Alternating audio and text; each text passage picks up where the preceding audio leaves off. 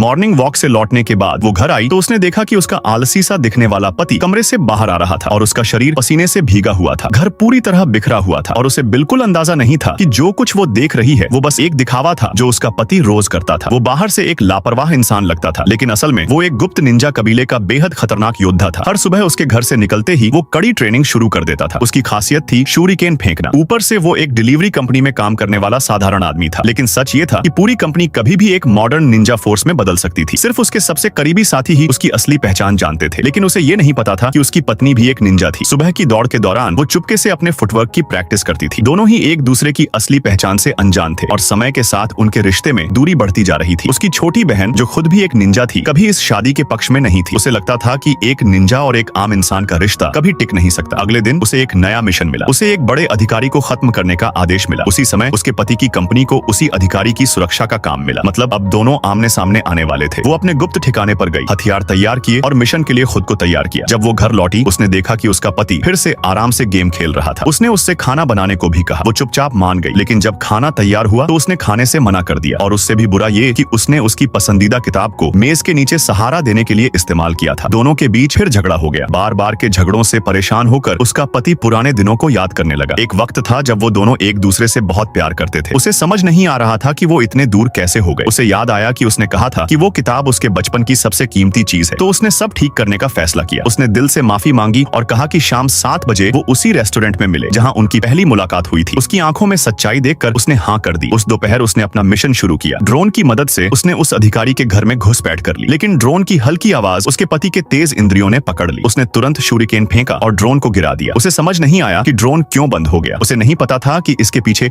उसका खुद का पति था। अधिकारी ने तुरंत सुरक्षा बढ़ा दी और सभी गार्ड्स को पूरी रात सतर्क रहने का आदेश दिया। इससे उसके पति की डिनर प्लान भी खराब हो गया। वो पूरी शाम उसका इंतजार करती रही, लेकिन वो नहीं आया। निराश होकर उसने तलाक के कागज मेज पर रख दिए और चली गई। कई दिनों तक उसने उसके मैसेज का जवाब नहीं दिया। उसका पति उम्मीद खोने लगा। उधर दुश्मन निंजा उस अधिकारी के घर में घुस गए। उसके पति के साथ ही उनका मुकाबला नहीं कर पाए। पीछा करते हुए उसने अपना शूरिकेन इस्तेमाल किया।